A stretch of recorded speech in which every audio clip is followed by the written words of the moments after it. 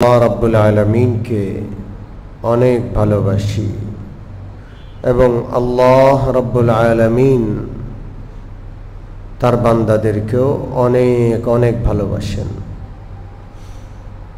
যেহেতু আমরা আল্লাহকে ভালোবাসি, আল্লাহ রাব্বুল আলামিনকে আমরা সেজদা করি, আল্লাহর সামনে মাথা নত করি। নিজের সবচাইতে দামি অঙ্গ মাথা, কপাল, নাক, এগুলো আল্লাহ রাব্বুল আলামিনের সামনে তার কুদরতি কদমে আমরা কি করি? প্রতিদিন মাটিতে রাখি।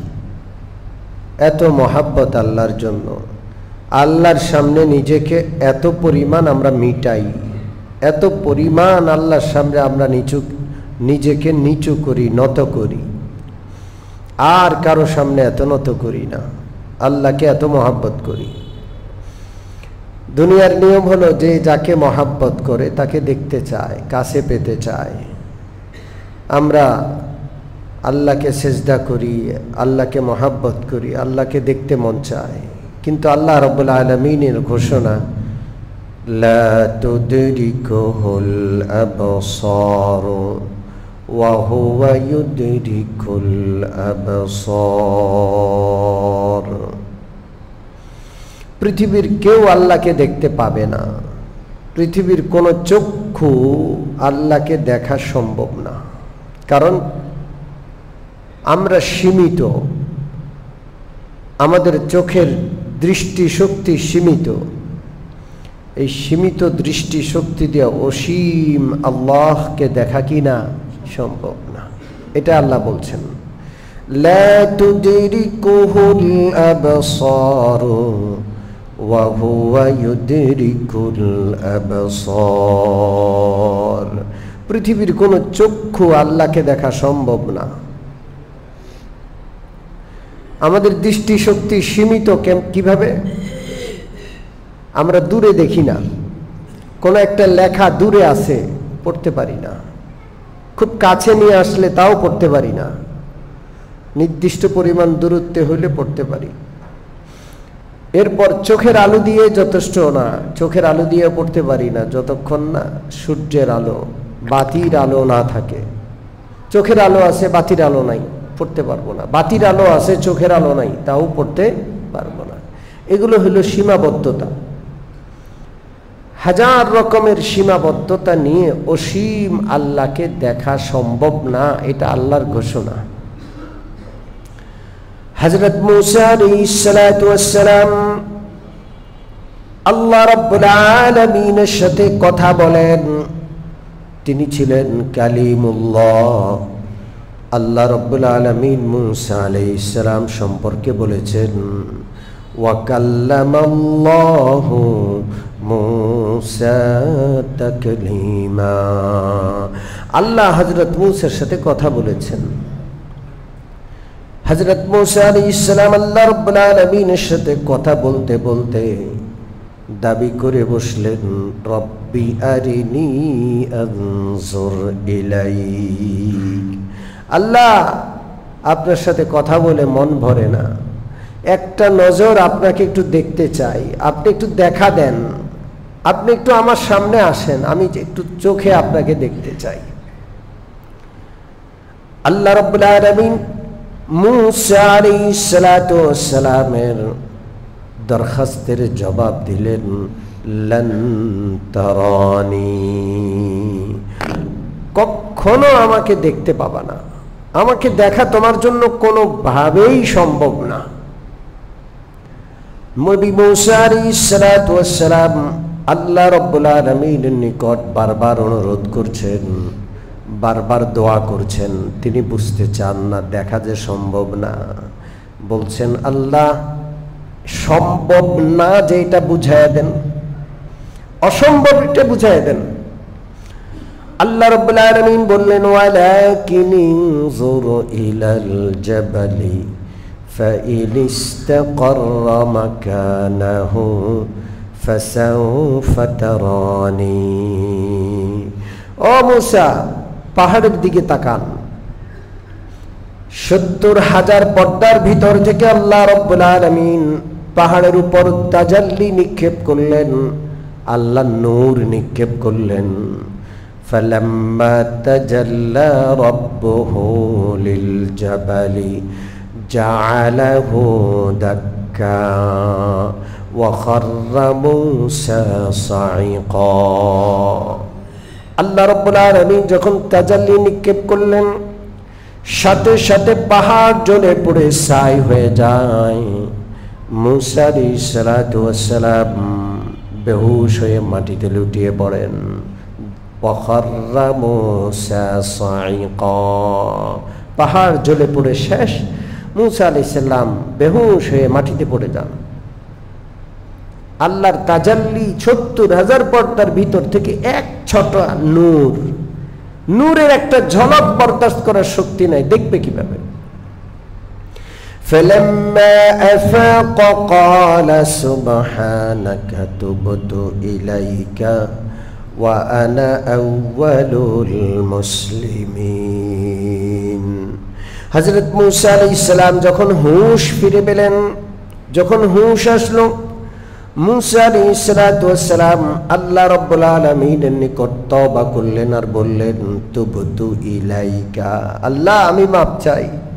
আপনি বলছেন আপনাকে দেখা সম্ভব না, এরপরেও আমি পিড়াপিড়ি করে এই কাণ্ড ঘটাইলাম, আল্লাহ আমাকে মাফ করে দেন, আমি তওবা করছি। ওয়া আনা আউয়ালুল মুসলিমিন, আল্লাহ গো আপনি যা বলেন সব আমি বিশ্বাস করি, আমি তো মুসলমান, আমি তো বিশ্বাসী বান্দা, এমন নয় যে আমি অবিশ্বাস করি। ওগো আল্লাহ আমাকে মাফ করে দেন। হযরত মূসা আল্লাহর কাছে ক্ষমা চাইলেন। তাইলে বোঝা গেল এই পৃথিবীতে আল্লাহকে দেখা সম্ভব না। হযরত মূসার মতো এত বড় জলিলুল কদর নবী, যিনি আল্লাহর সাথে কথা বলছেন, তিনি দেখা, তার জন্য দেখা সম্ভব না। আমি আপনি কে? গোটা মানবতার মধ্যে একজন আল্লাহকে দেখেছেন, তাও ইহ জগতে নয়, ঊর্ধ্ব জগতে। তিনি আর কেউ নন, তিনি হলেন আমাদের নবী, বিশ্বনবী মুহাম্মাদুর রাসূলুল্লাহ সাল্লাল্লাহু আলাইহি ওয়াসাল্লাম। পৃথিবীতে দেখেন নাই, তাকে আল্লাহ মেহমান বানিয়ে দাওয়াত দিয়ে উপরে নিয়ে যান। সকল আকাশ পার হয়ে আল্লাহর আরশ, কুরসি সব অতিক্রম করে আল্লাহর কাছে যখন পৌঁছলেন, فأوحى إلى عبده ما أوحى, আল্লাহ একান্ত সান্নিধ্য দান করলেন। আল্লাহ তার নবীকে কি কি জানাইলেন, কি কি আলোচনা হয়েছে আমরা জানি না, একমাত্র আল্লাহ, আল্লাহর রাসূল জানেন। সুবহানাল্লাহ। সেই একবার একজনের সাক্ষাৎ হয়েছে, আর পৃথিবীর কোনো মানুষ আল্লাহকে দেখা কি নয়, সম্ভব নয়। তো আল্লাহকে এত মহাব্বত করি, আল্লাহকে দেখা সম্ভব নয়, তো মহাব্বতের জ্বালা আমরা কিভাবে সইব? কেউ যদি কাউকে ভালোবাসে, তাকে কাছে পাওয়া যদি সম্ভব না হয়, একটা নজর দেখা যদি সম্ভব না হয়, তাহলে তার স্মৃতি যদি থাকে, স্মৃতিগুলো আঁকড়ে ধরে মানুষ সান্ত্বনা লাভ করে। সন্তান মরে গেছে, সন্তান তো আর মার কাছে আসবে না, মার তো মন মানে না, মার চোখের পানি সবসময় পড়তেই থাকে। তো সন্তান নাই, সন্তানের জামাটা আছে, সন্তানের কাপড় আছে, সন্তানের বই খাতা আছে। ছোট বাচ্চারা মারা গেলে সন্তানের বই খাতাগুলো নিয়ে মা কাঁদে, সন্তানের লেখা দেখে, সন্তান খাতায় লিখছে, হ্যাঁ, ওই লেখাগুলো দেখে দেখে স্মৃতিগুলো আঁকড়ে ধরে মা সান্ত্বনা লাভ করে। মুমিন মুসলমান সান্ত্বনা লাভ করার বিষয়টা পবিত্র কোরআন দ্বারা প্রমাণিত। মানুষ সান্ত্বনা লাভ করে স্মৃতি দিয়ে। এর প্রমাণ হলো হযরত ইয়াকুব আলাইহিস সালাম। সন্তান ইউসুফ হারায়া গেছেন। ইউসুফ আলাইহিস সালামও নবী, ইয়াকুব আলাইহিস সালামও নবী। ইউসুফ এত সুন্দর ছিলেন যে বাবা ইয়াকুব চোখের আড়াল হতে দিতেন না, সবসময় চোখে চোখে রাখতেন। সেই ইউসুফ যখন হারায়া যান, হায় রে কান্দন, হায় রে কান্না।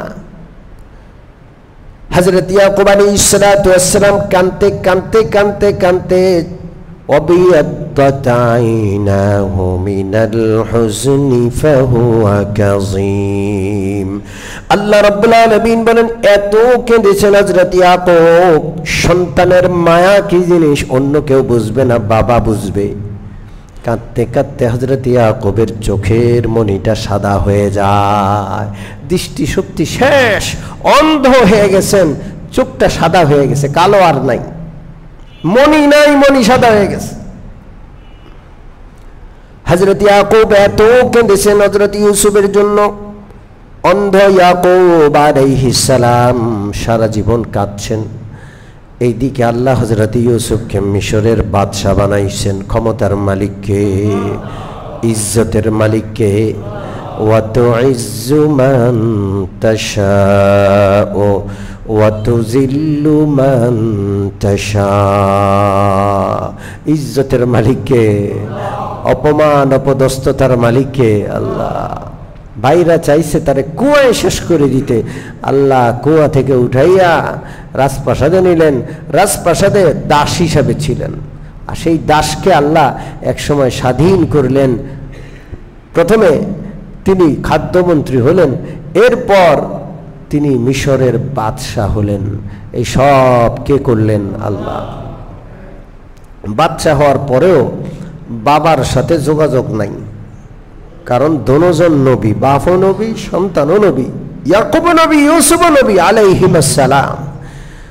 বাবার খবর নিতে হইলে আল্লাহ রাব্বুল আলামিনের অনুমতি লাগবে। আল্লাহ রাব্বুল আলামিন অনুমতি দেন না। হযরত ইয়াকুব এখনো কাঁদেন, আর হযরত ইউসুফ মিশরের বাদশাহ। ভাইরা ত্রাণ আনতে যায়, হযরত ইউসুফ ত্রাণ দেন, টাকাও ফিরিয়ে দেন বস্তার ভিতর করে। এত কিছু করতেছেন, বাপ সম্পর্কে জানেন, কিন্তু যোগাযোগ করার অনুমতি নাই। কার পক্ষ থেকে? সন্তানের জন্য পরীক্ষা, বাবার জন্য পরীক্ষা। এক সময় অনুমতি আসলো। আল্লাহ রাব্বুল আলামিন হযরত ইউসুফকে নির্দেশ দিলেন, ইউসুফ সরাসরি বাবার কাছে যাওয়ার দরকার নাই, শুধু তোমার গায়ের জামাটা পাঠায়া দাও। কার নির্দেশ? হযরত ইউসুফ আলাইহিস সালাতু ওয়াস সালাম গায়ের জামাটা খুলে প্রতিনিধি একদল লোক, রাজকীয় প্রতিনিধি, ওই প্রতিনিধি দলের হাতে দিয়ে মিশর থেকে কানান রওনা করাইলেন। যখন রওনা করছে, মিশর থেকে মাত্র কানানের উদ্দেশ্যে যাত্রা শুরু করছে। হযরত ইয়াকুব আলাইহিস সালাম শত শত কিলোমিটার দূর কানানে বসে বলছেন, ইন্নী লা আজিদু রিহা ইউসুফা লাউলা আন তুফান্নিদুন। ও আমার সন্তানেরা, ও আমার পাড়া প্রতিবেশীরা, শুনে রাখো, আমি হযরত ইউসুফের গায়ের গন্ধ পাচ্ছি, তোমরা আমাকে পাগল বলো না। ইউসুফ কত আগে মারা গেছে, কত আগে ইউসুফ নাই, এত বছর পরে ইউসুফের ঘ্রাণ পায়। সবাই বলে, ক্বালু তাল্লাহি ইন্নাকা লাফি যালালিকাল কাদিম। সবাই বলে, আপনি তো পাগল হয়ে গেছেন, আপনার মস্তিষ্ক বিকৃত হয়ে গেছে, আপনি নিশ্চিত পাগল হয়ে গেছেন। ইউসুফের গন্ধ পাবেন কোত্থেকে? ইউসুফ তো মরে গেছে, ইউসুফ তো শেষ, ইউসুফের কোনো খবর নাই। কিন্তু আল্লাহ রাব্বুল আলামিন নবীদের দ্বারা কোনো প্রলাপ বকান না, নবীরাও বাস্তব কিছু বলেন না। নবীদের অনুভূতি সবচাইতে বেশি কার্যকর। আমরা অনেক সময় অনুভূতি আমাদের অকার্যকর হয়ে যায়, হয় কি হয় না? জোরে বলেন। হয়। নবীদের অনুভূতি তীক্ষ্ণ থাকে। নবীদেরকে এরকম তীক্ষ্ণ অনুভূতি কে দেন? আল্লাহ। فلما أن جاء البشير ألقاه على وجهه فارتد بصيرا। হযরত ইয়াকুব বলছেন, আমি ঘ্রাণ পাচ্ছি। সবাই বলে পাগল হয়ে গেছেন। দেখতে দেখতে হযরত ইউসুফ আলাইহিস সালাতু ওয়াস সালামের রাজকীয় প্রতিনিধি দল কানানে পৌঁছে গেল। সেই রাজকীয় দল হযরত ইয়াকুবের বাড়িতে গিয়ে উপস্থিত। হযরত ইয়াকুবকে হযরত ইউসুফের ব্যাপারে জানানো হলো এবং হযরত ইউসুফের পাঠানো জামাটা হযরত ইয়াকুবকে তখন দেওয়া হলো। বাবা সন্তানের জামা পায়া মুখে লাগায়, বুকে লাগায়, চোখে লাগায়। আল্লাহ রাব্বুল আলামিন বলেন فلما أن جاء البشير ألقاه على وجهه فارتد بصيرا, যেই মাত্র জামাটা চোখে লাগাইলেন, ফারতাদ্দা বাসীরা, এতদিন অন্ধ ছিলেন, আল্লাহ তাআলা সাথে সাথে অন্ধত্ব দূর করে চোখের দৃষ্টি শক্তি দান করে দিলেন। ক্ষমতা কার? জোরে বলেন কার? قال ألم أقل لكم إني أعلم من الله ما لا تعلمون। হযরত ইয়াকুব বললেন, আমি বলছি না আমি যা জানি তোমরা তা জানো না। হযরত ইয়াকুবের চোখের শক্তি ফিরে আসলো। এই যে ঘটনাটা সূরা ইউসুফ থেকে আপনাদেরকে শুনাইলাম, ইউসুফের স্মৃতি, একটা জামা, এই স্মৃতিটা চোখে লাগানোর ফলে দৃষ্টি শক্তি ফিরাইয়া পাইলেন। তাহলে স্মৃতি দ্বারা মানুষ সান্ত্বনা লাভ করে, স্মৃতি দ্বারা বেঁচে থাকার আশ্রয় মানুষ পায়, বেঁচে থাকার একটা আশ্রয় খুঁজে পায়। সম্মানিত উপস্থিতি, আমরা আল্লাহকে দেখি না, কিন্তু আল্লাহকে প্রতিদিন সেজদা করি, রুকু করি, আল্লাহর জন্য নিবেদন করি, সব কিছু আল্লাহর জন্য। আমাদের সব কিছু কার জন্য? قل إن صلاتي ونسكي ومحياي ومماتي لله رب العالمين। ওগো নবীজি, আপনি বলে দিন, নিশ্চয়ই আমার নামাজ, আমার কোরবানি, আমার জীবন, আমার মরণ সব কিছু আল্লাহ রাব্বুল আলামিনের জন্য। আমার জীবন যার জন্য, আমার মরণ যার জন্য, আমার বেঁচে থাকা যার জন্য, তিনি হলেন আল্লাহ। তাকে দেখতে পাবো না, তাকে দেখতে পাই না, কত কষ্ট, কত বিরহ।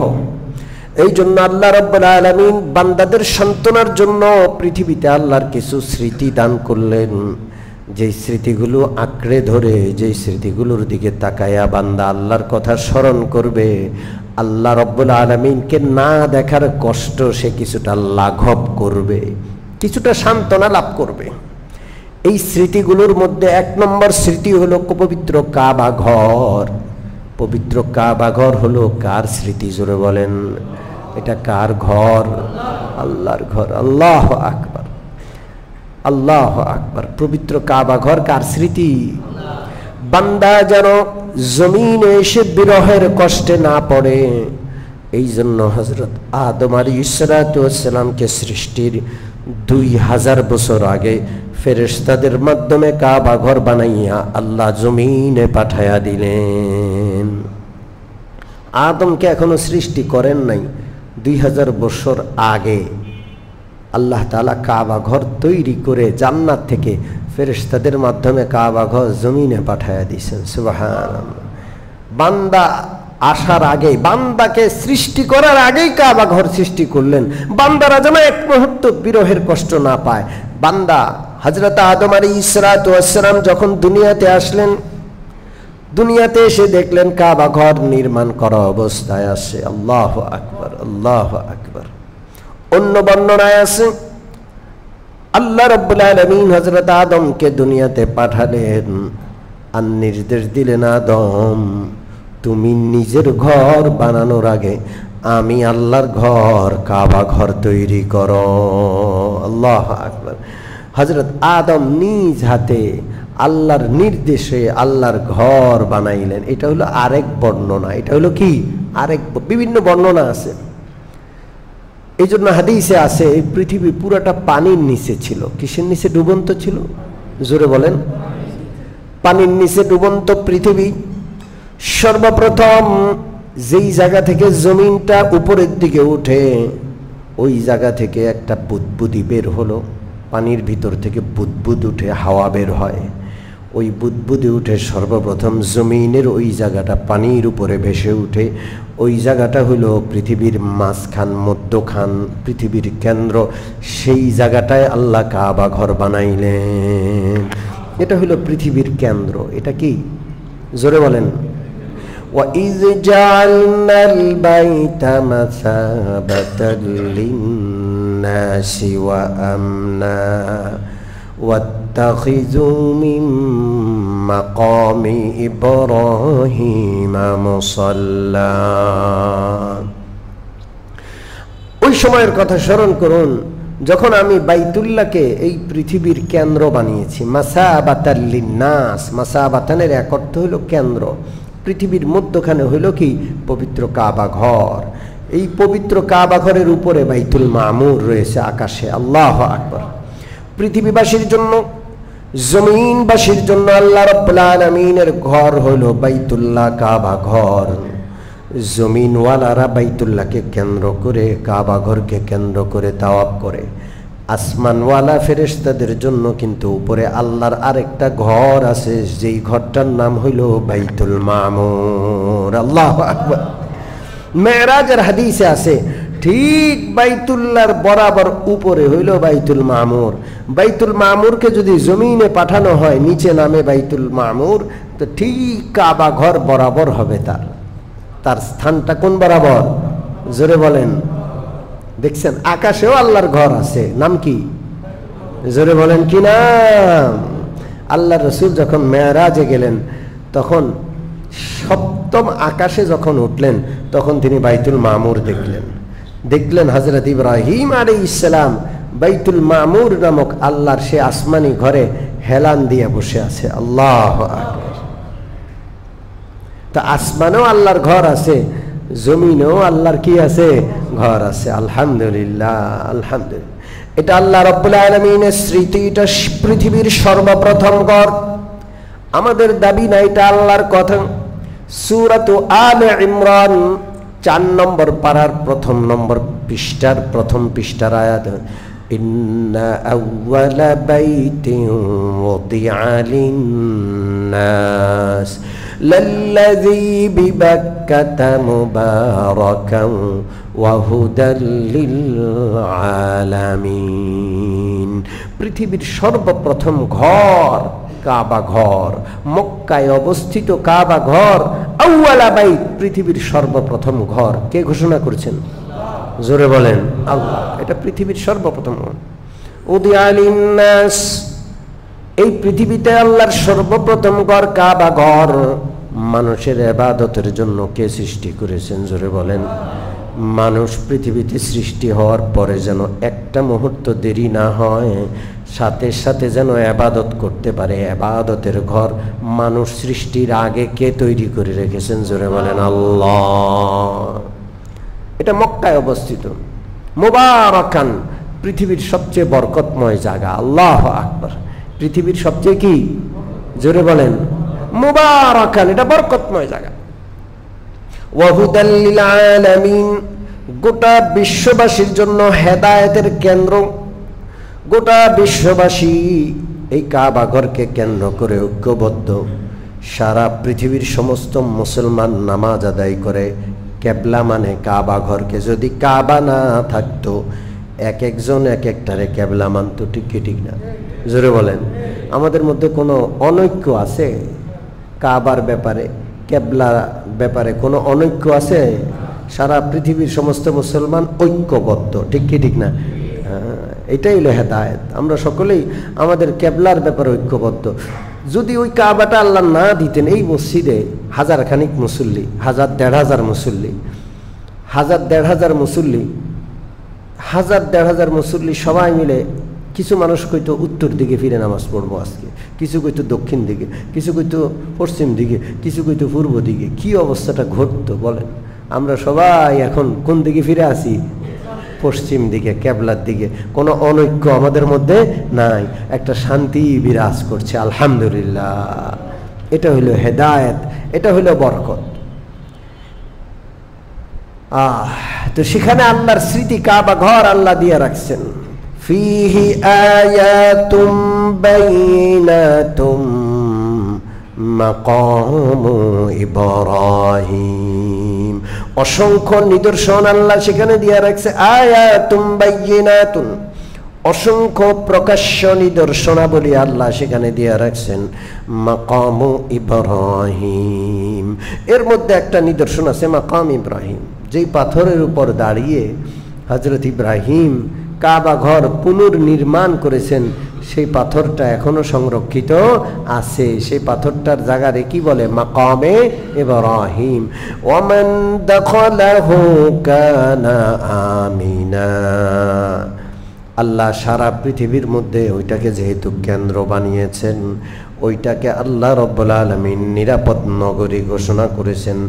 মারামারি, হানাহানি, ঝগড়া বিবাদ সব ওই কেন্দ্রে রহমতের নগরীতে নিষেধ। সুবহানাল্লাহ। ওমান দাখালাহু কানা আমিনা। যত বড় অন্যায়কারী হোক, হারামের এরিয়ায় ঢুকছে, সে নিরাপদ। সুবহানাল্লাহ। এই শহরকে, এই দেশকে নিরাপদ বানাইলেন কে? আল্লাহ। আল্লাহু আকবার। তাহলে আমরা যে আল্লাহকে মহাব্বত করি, আমরা যেন বিরহে কষ্ট না পাই। আল্লাহকে দেখতে পাবো না দুনিয়াতে, ঠিক আছে, কিন্তু আল্লাহর স্মৃতি বিজড়িত জায়গা, পবিত্র মক্কা নগরী, কাবা ঘর সহ অসংখ্য নিদর্শন, এগুলো দেখে, এগুলো আছে পৃথিবীতে, এই কথা শুনে আমরা যেন একটা সান্ত্বনা লাভ করতে পারি। এই জন্য আল্লাহ স্মৃতি দিয়ে দিয়েছেন। সুবহানাল্লাহ। তবে পৃথিবীতে আল্লাহকে দেখা সম্ভব না হইলেও আমরা পরকালে ইনশাআল্লাহ আল্লাহকে দেখব। ইনশাআল্লাহ বলেন, জোরে বলেন ইনশাআল্লাহ। আজকে যেমন জুমা মসজিদে সবাই একসাথে বসে আছি, আল্লাহ যেন আল্লাহর দিদারের জান্নাতি মজলিসে আমাদের সকলকে উপস্থিত থাকার তৌফিক দান করেন। আমিন। ওয়া আখিরু দাওয়ানা আনিল হামদুলিল্লাহি রাব্বিল আলামিন ওয়া সাল্লাল্লাহু তাআলা আলা খাইরি খালকিহি।